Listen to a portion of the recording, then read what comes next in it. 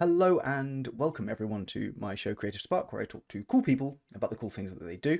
With me today is the ruler of roleplay archetypes and tropes, Jay. Mr. J, Wow. play your role.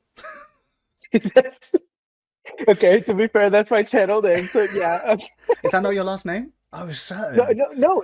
Oh no. I've been talking about legally changing it, and so maybe we'll Mhm. change it to just play your role, and that'll officially be my name after that. I think it's a good shout. Yeah, yeah. Play and Jay sound very similar. That's you're asking It's for dude. like I could just change it to J your role, and then it's done. There it is. It's perfect. that would be It's amazing. right in front. It's right in front of me the whole time. It's always the way. Yeah. Um yeah, hello, how are you? I'm good. I am busy. Happy to be able to jump on the call with you. How are you doing? I'm good. It's the end of Friday. I'm in no way exhausted as per the usual. Sure. Um, Yeah. No. Whoever is at the end of a work week, right? no, and then obviously I have a weekend to look forward to with my two lovely but incredibly chaotic children, so, who do not know the meaning of the words relax. No, of course not, because it's the weekend. I remember being a kid. The weekend is where you cut loose, you go crazy, and then you never realize how much your parents are taking care of you while you do. They have energy, and I'm just so jealous of that. Just any Oh yeah, energy, like it's I was wild. always so mad at my parents when I was young. Like, oh, energy is wasted on the young. I'm Yeah. like, what do you know, Dad? Now I'm like, oh man, energy is wasted on the young. Imagine, imagine waking up and like Yeah, feeling like moving. exactly. It would be crazy. I do not want to hear in the comments if you wake up and feel like that and you're an adult, just so we're clear. And by adult, I mean past the age of like 28. If you're before that, that doesn't count. If your hangovers don't last 3 to 5 working days, you're not an adult yet. I'm sorry. Exactly. Exactly. Anyway, Oh we immediately jumped in the existential aging thing, which is man. wonderful. I think that's really on brand, honestly. It's becoming a serious through line in my interviews because everyone I interview is like mid Yeah, we're all feeling 30s, it. everyone Yeah, has we're all feeling it. ADHD, we're all tired. It's almost like the types of people you are interviewing all play D&D and have that demographic. Look, man, they all play their role. Uh, you could say. Shut up. Anyway, what made you want to start making videos? Yeah, so actually, I don't know if I've ever shared this on the internet, so this is an exclusive. But I did not start with my channel. I was on a different channel before this. Okay. Um, I don't. I think it was called Meandering Market. I don't remember. It was something done with me and two of my players. We just were having fun. We were all playing in a campaign together. I was not the DM of the campaign, and we all loved watching D&D YouTubers. Hmm. And one day we were like, "We could do this, right? It doesn't look hard. We can do this." And so we all started up. I think we released two videos that may not even be Hmm. up anymore. I'm not sure, but we did that, and then I realized that it was really difficult to learn what we were doing, and so I was like, "Hey, I'm gonna go start my own channel. Hmm. I'm gonna go like, learn. I'm gonna figure it out. And I'm gonna come back here, and we're gonna do this together." And I went off and started doing my own channel, and then the other YouTube channel just kind of died. We stopped making videos for it. I kept doing my own thing just for fun because I was working like 80 hours a week, and I needed something to keep me sane at Hmm. that point. So I was doing that. And then I actually stopped making videos and I abandoned the channel. I was like, that was fun. And my wife asked like, hey, where'd your channel go? And I was like, hey, it was a good time and I was enjoying it, but like, on to the next thing. Mm. And she was like, oh, what happened? Like, you were editing a video. I saw you editing a video. Did you release that? And it was a video about Critical Role Mm. and why they were special to me. And I was like, no, I didn't really feel like it. And she really encouraged me to. So like a month later, I finished editing it, uploaded it, walked away, didn't look at it again for weeks. And then I had a bunch of friends over and they asked me a question. I pulled up my laptop and opened it, and it was actually still on my channel dashboard. And I saw the video and it had thousands of views. And I was like, whoa, what happened? What's going on? I started scrolling through the comments and Travis Willingham commented on it. I was like, oh, whoa. And so like that was what started just like it being a hobby to be like, I really want to go meet cool people. I Mm. want to talk to cool people. I want to talk about this hobby. And then that's where the channel went from there. But it actually started on a different channel, which I don't think I've ever told anybody. So That's yeah. very cool. Mhm. How did you settle on the name? Oh, also because of the previous channel, we were all trying to figure out the name of the channel. We were all throwing out stuff, and I'm like a kind of analytics nerd, and I was like, oh, what's SEO optimized, you know? And I was like going through, I was like, everybody's looking for things like role play, and then I was like looking up, I was like, yo, guys, nobody is using the word role play. I bet you I could figure out a way, and I like threw out a bunch of names, play a role being one of them, and they both basically went, hey, that's dumb. And I was like, oh, okay. And so when I made my other channel, I was like, I'm gonna prove him wrong. I'm gonna prove him wrong and show him. So Aaron, Danny, ha, got you. I love names But inspired by spite. It's yeah, exactly. But that being said, it was originally just play a role, and then my wife was like, "Hey, you've got to put your name in there eventually. Like you can't." And when I started my channel, I did not go by Jay. I went by my legal name, which is Caleb. And then that was I hold on. That was a uh-huh. wild turn for me as someone called Jason. wait, I was like, he's gonna say wait. Jason. No, That no, wasn't Jason. it's Caleb. J is the first letter of my middle name, which is Okay, why I go by J. And it was a nickname I had for a little bit in high school, and then I just decided I did not like people on the internet calling me by my legal name. I was like, that's yeah, fair. well, I don't like that. And so I started going by Jay for my channel, and then it just kind of like enveloped my whole life. Everybody started calling me Jay. I was like, all right, I'm Jay now. That works for me. So but yeah, so I put Jay Martin in there because my wife insisted that I needed branding because she's super business minded. She's very smart. She was like, "You got to put your name," and so now it's Jay Martin, play a role. And soon, I think sometime this year, it's gonna be just Jay Martin, and play a Ooh. role will just be something in the videos, but the channel itself will be Jay Martin because it's a long mouthful. Okay, let's. This is. I normally ask this at the end of the interview, but let's Sure. talk about like what you. So you obviously got plans for like the future of your channel and what you're going to be doing and stuff. Yes, I want to talk about Then. more than just D&D. I love D&D. Like I think TTRPGs, and this is the whole concept of my channel, coolest storytelling medium that has ever existed. I think there's so much there that people don't realize, and that's what I talk about on my channel. But I think that each individual storytelling medium can tell stories in a way no other can. Mm. And so TTRPGs are one aspect. I eventually want to talk about others, but you can't do that on the same channel. Mm. It's not going to do like the algorithm will not work. And while it's not about money, the purpose of me talking about this is I want people to see it and talk with Yes. me about it. So Yes. I need people to see it. So I'll probably start other channels. So the player role moniker will stay with the role playing channel, Hmm. and then there'll be Jay Martin, something else, something else, something. It'll eventually expand if I have the time. Like I said, I work a full time job. Who knows? But it's a hope. That's It's a very hope and a cool. dream. Mhm. It's tricky. The multiple types of content on one channel thing is something that's just with a few Yeah, YouTubers. The yeah, person who explained it the best to me was Pleasant Kenobi, who's an MTG mhm. YouTuber. Yeah, yeah, yeah. But he's not just an MTG YouTuber; he does Warhammer too. And he literally said that Mhm. like he'd upload a Warhammer video after an MTG video, and his subscriber count would drop Yeah. because people come to him for MTG, or the people who Hmm. joined because of a Warhammer video would then drop when he did an Hmm. MTG video, and that is Yeah. heartbreaking as somebody that It is. refuses to pick a specific niche. I don't think anybody should pick a niche because I love talking about TTRPGs, but it is by far not my favorite thing to talk about. And I am not like a unique person. Everybody has that, Yeah. especially people who hyperfixate on things. Let's be real. And so we find something new we get excited about. And so like picking a niche, it puts you in a corner. Yeah. And so you have to play the algorithm game if you want people to see your content because that's a part of art. You want people to enjoy it, you know? Yes. Um, but on the other hand, like figuring out how to talk about other things is super important. It's a very important thing. So Important but very tricky. yes. Bum. How did you land on like the specific niche that you are currently within, where you're talking about like character archetypes and like tropes and things like that? Yeah, that was something that happened pretty organically because when I first started, I did that thing I'm sure most YouTubers do, where they like go watch videos of other people being like, "Here's how you grow on YouTube," and they all have like no views, and then eventually you realize, hey, if it were this easy, like maybe it would have worked. Like Yeah. it's not a known. It is an art, not a science, for sure. Yes. um, but I did that, and all of them said the same thing of like, you got to find the unique thing you have in your niche. And I was like, I don't know.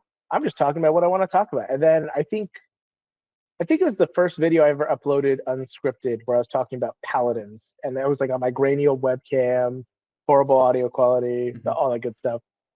And I was just like super excited to talk about it. And I don't think that video did any better than the rest, but I was like, hey, that was super fun. Like I just wanted to talk about like the cool stories you could tell with paladins. I Mm. want to do that again.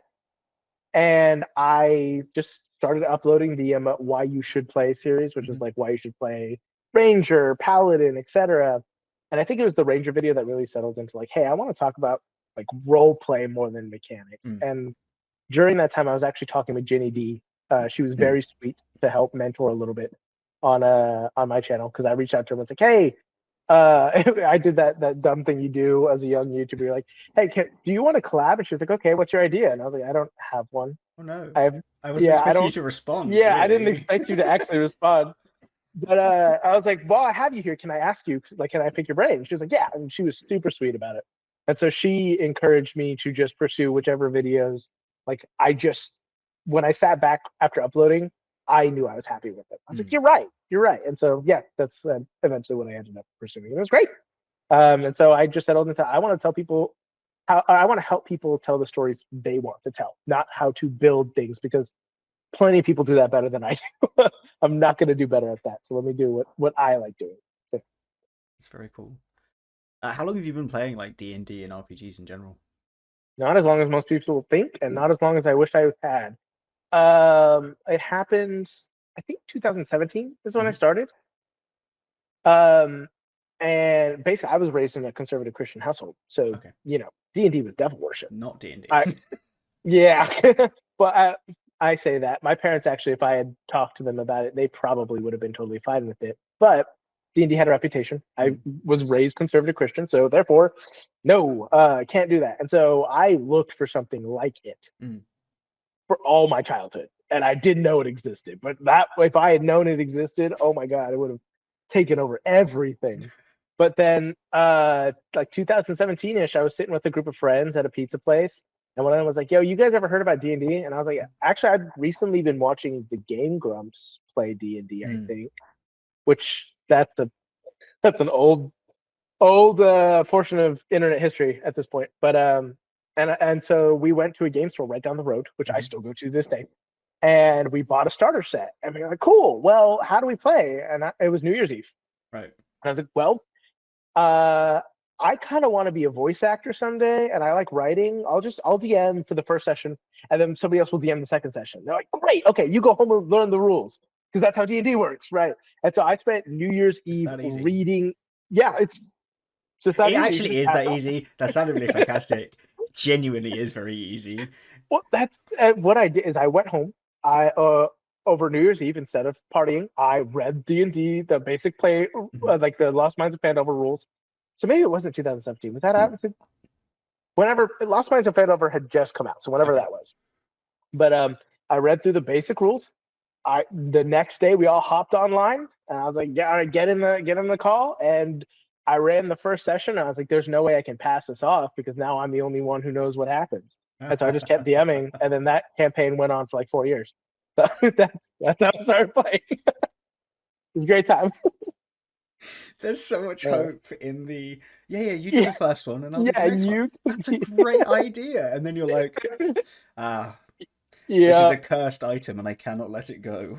yeah, exactly. I was like, this is my. I distinctly remember there was we were like 6 sessions in, and they asked me a question of which like just wasn't in the module because I Mm. hadn't read up to that point. I later would find out there was a dragon in that adventure. I didn't know that at the time. And in my version, there wasn't one because they asked a question and I was panicking and we didn't have our cameras on, so they didn't know that I was flipping through the pages and Yep. I just threw the book across the room and was like, "Well, let me tell you what's in here." And then I just like went off and it just became.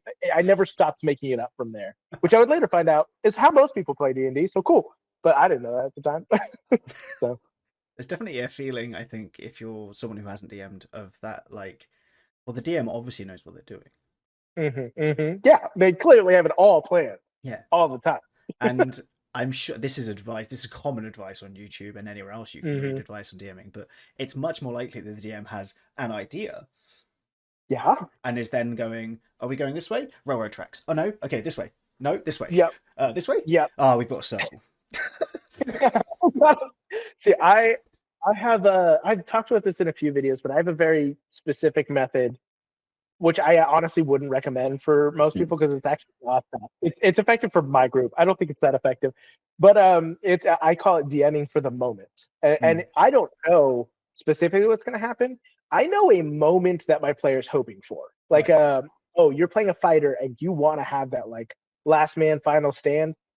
What my DMing is going to be totally improv until I see that moment happening, Yeah. and I'm going to make that moment happen for you. And so I think that's a bad way of DMing because so many times I've done exactly what you just talked about, where I created a circle and was like, oh no, they're calling me out on my BS because I'm clearly making this up. No, no, I planned this Yeah, all along. yeah, it was all planned. It was all planned. Sweating, bleeding But out for the me, nose. literally, yeah. When I got called out for introducing an NPC that had the exact same name of another important NPC, and they all thought that it was a plot twist, and then realized that I had just forgotten, I was like, "Oh no! Oh, what have I done?" It happens to the best of us. I named an NPC Yeah, in last night's session mm-hmm. Thanathiel, which is The Nathaniel, Nathaniel. but with the main consonant Yeah, from the, switched, and then my dwarf had a Scottish accent, and I was trying to say it in a really thick Scottish accent, and I just went, I can't the do Nathaniel. that, and I was just like Fanny. I was like, this dwarf is going to call them Fanny. We've nailed it. Yeah. It's fine. Um, Sometimes that's where the iconic character moments come up because you're like, I've realized I've backed myself into a corner and I'm gonna punch through it. We're yep. gonna figure something out. I'm just going to headbutt the wall, and hopefully something will break. Not me, Exactly. ideally.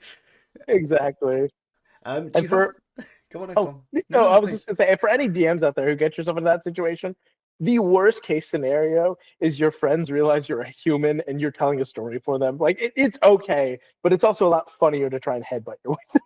It is, So, especially when you can see on their faces that they're like, you mm-hmm. goofed, didn't you? And you're like, I did Yeah. goof, but we're And gonna try and let's get through this together. yeah, exactly. Let's link arms and walk through this doorway. Yeah. Do you have like favorite tropes that you've covered on the channel, or favorite archetypes you've covered on the channel? Yes. In fact, I've been going over a lot of them recently. In fact, I just made a video. It's been doing pretty decently. Um, how do you feel about cursing on your No channel? cursing, please. No, okay. Just So I'll because censor. if the children find it, Yes. No, that's so so fair. much extra stress. The title of the trope is Mm, magnificent yes. female dog. Yeah. Wait, no, that is not what that means. Is that No, no? you're thinking. I think it's son out of wedlock. The other B. Yeah, yes. I'm mixing up my B words here, but yeah, that is my favorite trope because it's so fun, and I also have a habit of making that type of character a villain for my players because they love pointing out just like the theater of it and Yeah. being like, dude, you are not that cool. Calm down. You just take and I love playing into that and having the villain get like self-conscious, which is not what the trope is, but I Yes. love playing with that. But just that it's so entertaining to watch and it's really hard to pull off, which is why it's one of my favorites. Just because it brings a lot of fun and it always gives everybody some sort of ammunition to shoot at the villain and be like, dude, calm down. You need to chill, bro. Yeah, it's not that serious. Do you have on the other side? Are there any like tropes that you've covered that you're just like, ugh? Okay. See, I hesitate to say any because I Mm, want people to play. I think any trope is fine yes. if you're using it for the purpose of telling a more interesting story. One trope that I really, really dislike, and I think it comes across really clearly in the video I made about it, which was also pretty recently, is the jerk intellectual. Mm, And the reason that I dislike that is because it's too easily a band-aid. It's not actually a character. It's yes. like I want to be smart, and I think I say this in the video. I want to be smart, but the only way I know how to do that is to make you feel dumb. Mm, And it's like, no, don't do that because you're not proving you're smart. Now you're also generally probably being like unfun to play with. mm, But that being said, it can be used. I have created a character who was a jerk intellectual, and I loved playing him because he was the butt of every joke. It always went badly for him. It's like the dice knew, and I loved that. It's like great because now I have a character arc. He needs to learn to be humble, and also like mm. there's so many comedic moments. It's great. So I don't dislike any tropes, but I think some tropes are too easy to use to band-aid over bad storytelling, and that's fun. So Do you worry that doing videos on tropes encourages people to stick to a specific character like style when I think I'm sure you agree that the best D&D yeah, characters are the ones that start off as a bit and then turn yeah, into this like multifaceted thing. you are a great interviewer. You ask good questions, which is causing me to have to stop and think. That's what we do. Um, yeah. Let me see. Let me see. Okay, so I don't think that I'm worried about that because I think people are going to play what they want to play. Mm. And what I mean by that is I'm very, very good. And anybody who's seen any of my live plays, of which there are not many because many of them have disappeared off the internet, I'm sorry. Um, just it happens. Channels go down or they swap whoever owns them. It happens. But um, I'm very good at playing self-destructive players or self-destructive characters. Mm. No matter who I'm playing, I can try and play the most like wise, kind old man, and somehow he'll be self-destructive. And so I truly believe that everybody's going to eventually play what they want to play. But I do think that in telling the tropes, it's interesting because you get to explore different facets of the type of character you're going to play. And I think the best example of this I can give is either Liam O'Brien or Sam Riegel from Critical Role.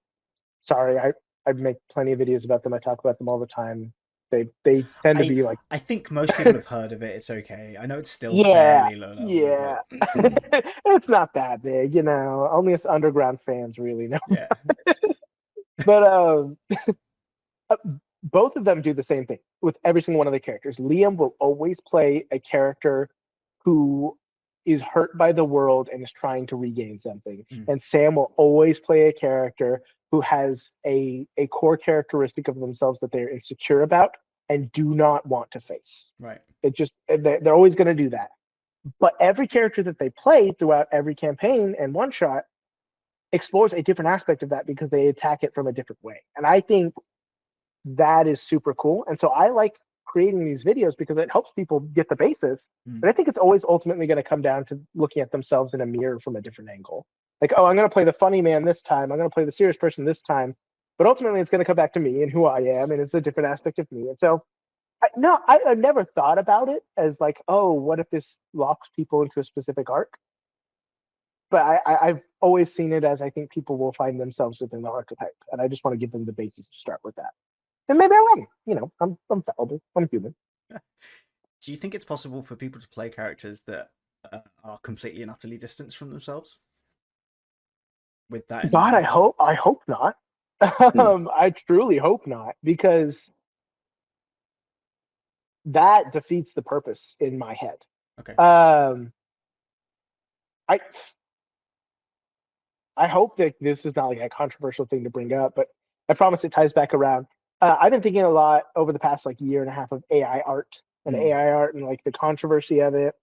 Mostly because I've been working on for almost a year now a video about AI and its effect and place in the TTRPG space, which I'll say no more on because it's an incredibly nuanced topic and very, very controversial. I'm sure many people will be angry. It's why it's taken me so long to script it out.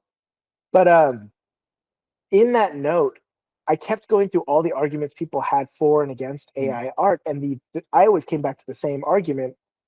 I don't care about it because I don't get to look at it and wonder what the person behind it meant.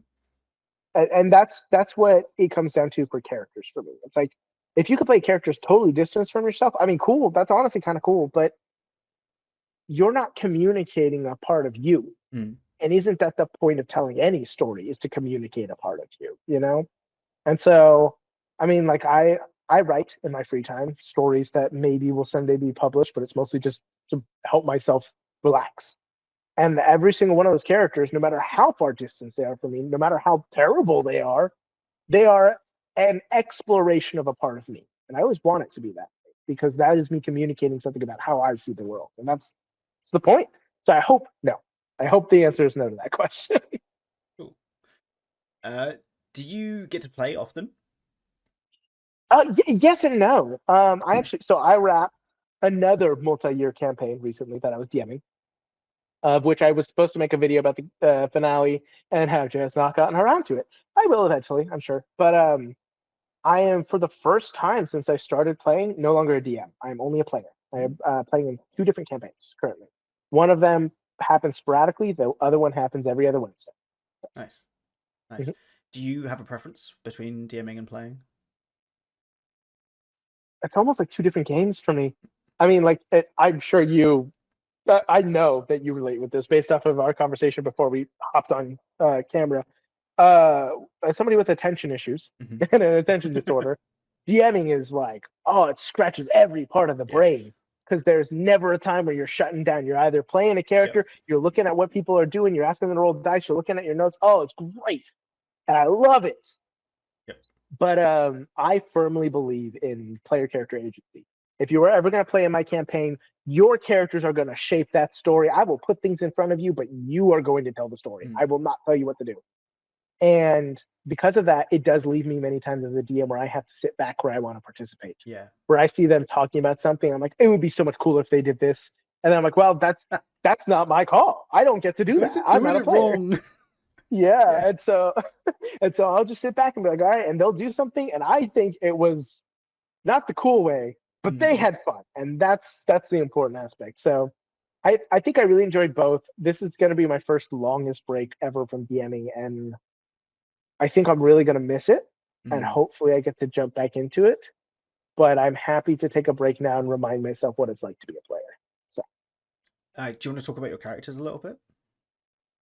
sure.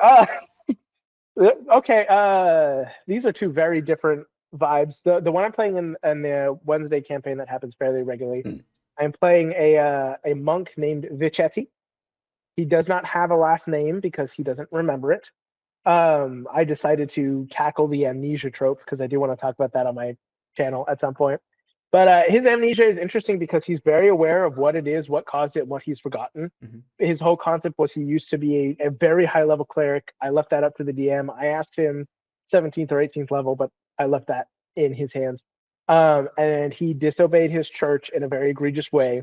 And either a high priestess or the goddess herself, he doesn't know which, came down and just smited every aspect of the church's knowledge from his brain. He doesn't get to remember it anymore.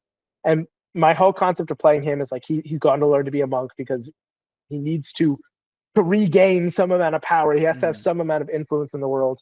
And he's now super anti-capitalism, super anti-establishment because of what happened. He's all fight the power, pro-union, etc. But I mainly wanted to play him because I wanted to explore a character who's genuinely like he's got brain damage. Mm. He doesn't remember things. He oftentimes just kind of blue screens and doesn't remember what happened. And that's an exploration of me because I've been dealing with that, attention issues. You forget Yes. things, and a lot of people don't understand that. When you like set something down and lose it, even though you just set it Yeah. down, and everyone looks at you like you're crazy, and it's like I wish I wasn't like this. I promise I wish I Yep. wasn't like this.